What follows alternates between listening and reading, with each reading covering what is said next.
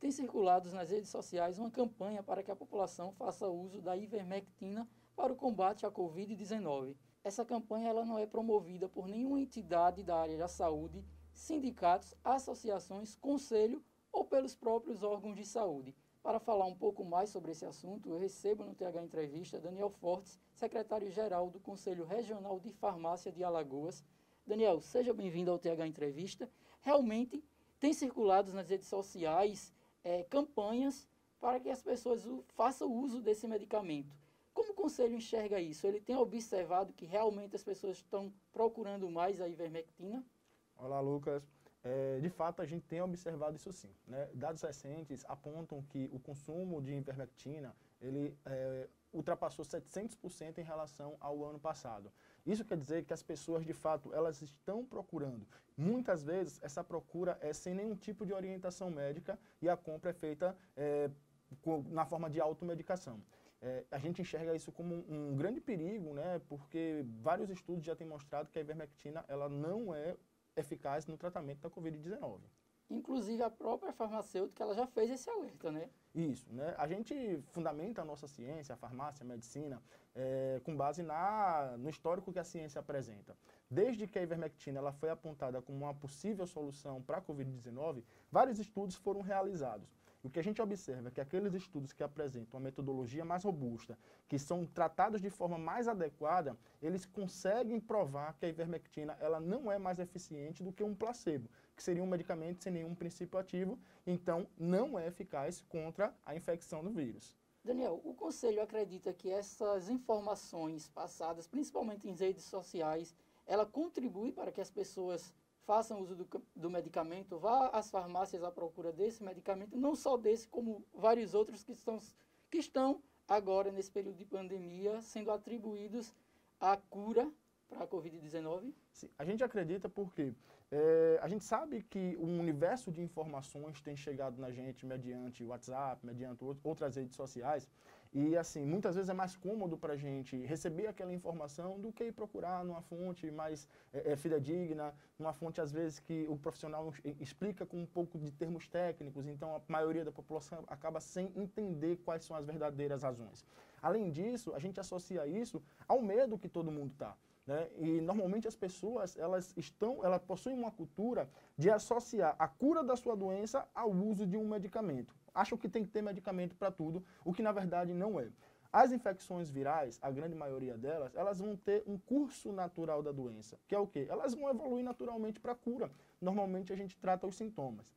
Como a Covid ela tem uma peculiaridade de, em um pequeno grupo da população, ela causar uma inflamatória muito agressiva, uma reação inflamatória muito agressiva, isso pode fazer com que as pessoas aumentem esse medo e procurem de toda forma tomar medicamentos que possam efetuar essa cura aí. Aí sim, elas buscam isso daí, mas é uma medida mais no desespero, e não uma medida voltada para a ciência.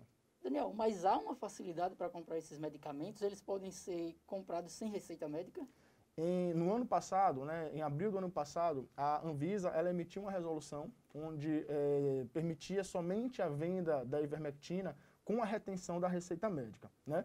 Pouco tempo depois, essa resolução ela foi alterada, né, deixando somente a hidroxicloroquina para ser comercializada nessa situação, e tanto a ivermectina quanto a nitazoxanida, elas passaram a ser novamente vendidas com receita médica, mas que na prática essas receitas elas não são exigidas dentro do balcão de farmácia. Então hoje qualquer pessoa que for à farmácia ela vai conseguir comprar os comprimidos de ivermectina. Falando na Anvisa, ela aponta que 18% das mortes causadas aqui no Brasil por envenenamento pode ser atribuída à automedicação, né? Como o Conselho vê isso? Realmente existe esse fator que pode contribuir para as mortes, principalmente agora em tempos de pandemia, com o uso indiscriminado desses medicamentos? Os medicamentos há algum tempo, eles já lideram o ranking do número de internações por intoxicação no Brasil e hoje está entre os primeiros no caso de morte por intoxicações no Brasil. É claro que a gente observa que esse risco maior que está sendo trazido por conta da ivermectina, da hidroxicloroquina e dos medicamentos que são utilizados na pandemia, eles podem sim disparar ainda mais esses números, né? A automedicação, ela é uma prática perigosa e o farmacêutico, ele tem como missão ali, dentro da sua atuação profissional, elucidar e prevenir com que aquele paciente não faça o uso da automedicação de forma indiscriminada, né? Tratamento para Covid-19 tem que ser prescrito por um médico, né? E a gente pede encarecidamente aos médicos que façam esse tratamento, que façam essas prescrições, baseado naquilo que a ciência já tem provado. Daniel, como está a procura por esse medicamento aqui em Alagoas? O Conselho vem acompanhando, realmente está uma procura grande nas farmácias? Tem sido, sim, nós recebemos relatos dos farmacêuticos que a procura tem sido muito grande, né? As distribuidoras, elas estão cada vez mais tentando reabastecer as farmácias porque o estoque do medicamento rapidamente acaba, e a gente percebe também que esse aumento de procura está relacionado com o aumento da divulgação das informações, das fake news, e paralelo a isso, a gente já consegue observar no cenário nacional que há um aumento do número de casos de hepatite provocadas por medicamentos. Infelizmente, a gente não pode associar, né, que essa hepatite medicamentosa tenha sido provocada por um desses medicamentos, sobretudo a ivermectina. Mas já dá para perceber que, em alguns casos, o paciente que apresenta a hepatite, ele tem um histórico de consumo de ivermectina. Então, pode ser uma condição aí de alerta para a comunidade médica. Daniel, só para a gente finalizar esse bate-papo, qual a recomendação que o Conselho dá para a população em relação ao uso desses medicamentos, em relação ao recebimento dessas informações via redes sociais, via páginas que não são páginas confiáveis, por exemplo?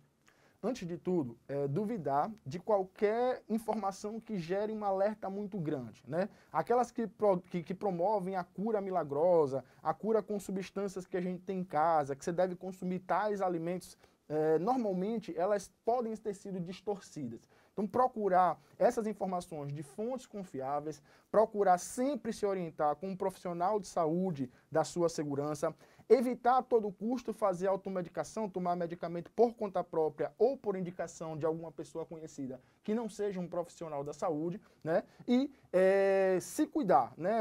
Tomar todas as medidas de isolamento que a gente fala, distanciamento social, uso de máscara, higienização de mãos, né? Procurar fazer atividades físicas, né? Desde que obedecidos os protocolos de saúde que são implementados pelo governo do estado, fazer uma alimentação saudável, preferir produtos naturais, ter boas noites de sono. São esses tipos de atitude que, de fato, podem elevar a nossa imunidade e aí sim ajudar a gente a ter uma prevenção, um combate mais eficaz no caso de uma possível infecção.